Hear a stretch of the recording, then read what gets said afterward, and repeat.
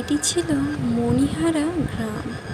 এই গ্রামে বসবাস করত একজন নিষ্ঠুর জমিদার, যে সামান্য খাজানার বিনিময়ে গরিব কৃষকদের ভিটেমাটি কেড়ে নিত।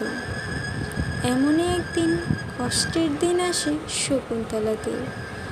তারা জমিদারের কাছে কাকুতি মিনতি করতে থাকে তাদের শেষ সম্বল যেন কেড়ে নেওয়া না হয়, কিন্তু নিষ্ঠুর জমিদার তাদের কোনো কথাই শোনে না।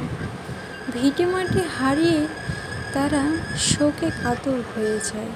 শকুন্তলার বাবা তাদেরকে বুঝিয়ে নতুন বাড়ির খোঁজে বের হয়। হাঁটতে হাঁটতে তাদের সন্ধ্যা হয়ে যায়। রাতে তারা কোথায় যাবে কিছুই বুঝতে পারে না। সামনে একটি পোড়া বাড়ি দেখা যাচ্ছিল। বাড়িটা ছিল বেশ ভয়ঙ্কর ও ভুতুড়ে, কিন্তু অসহায় শকুন্তলার পরিবার নিরুপায় হয়ে সে বাড়িতেই আজকের রাত থাকবে বলে সিদ্ধান্ত নেয়।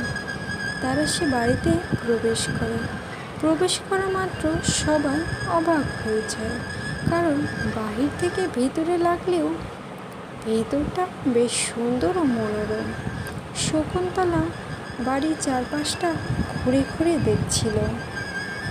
এদিকে শকুন্তলার বাবা মাও স্বস্তির নিঃশ্বাস নেয়। তাদের মাথা গোঁজার একটা জায়গা হলো। শকুন্তলা তার বাড়ির জানালা থেকে বাহিরে তাকিয়ে থাকে। অদ্ভুত সৌন্দর্য দেখছিল সে, কিন্তু তখনই আমরা দেখতে পাই একটি কালো ছায়া শকুন্তলার ভেতরে প্রবেশ করেছে। এরপর আমরা দেখতে পাই শকুন্তলা সবসময় মন মরা হয়ে বসে থাকে সেই জানালার কাছে। সে জানালার কাছে কি যেন একা একা বিড়বিড় করতে থাকে এবং শুধু প্রতিশোধ আর প্রতিশোধ বলতে থাকে। আমরা দেখতে পাই সে কালো ছায়াটির সাথে শকুন্তলা কিছু কথাবার্তা বলছে।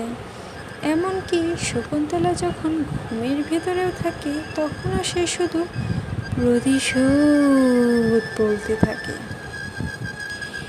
একদিন শকুন্তলাকে তার মা দেখতে পায় বাড়ির বাহিরে কার সাথে দাঁড়িয়ে কথা বলছে। শকুন্তলার মা তৎক্ষণাৎ শকুন্তলার কাছে চলে আসে। শকুন্তলাকে ছোঁয়া মাত্রই সেই কালো ছায়াটা অদৃশ্য হয়ে যায়। শকুন্তলাকে কিছু জিজ্ঞাসা করলে সে ছুটে বাড়িতে পালিয়ে যায়। শকুন্তলার মা আর একটুকু দেরি না করে তার স্বামীর সাথে তার মেয়ের বিষয়ে আলোচনা করে। তারা ঠিক করে তারা একটি তান্ত্রিকের কাছে যাবে শকুন্তলার বিষয়ে।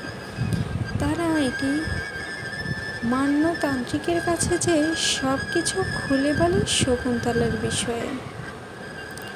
এদিকে আমরা দেখতে পাই শকুন্তলা সম্পূর্ণ শয়তানে পরিণত হয়ে গেছে। আসলে শকুন্তলার কি হয়েছে? সে কি আর কখনো ঠিক হতে পারবে?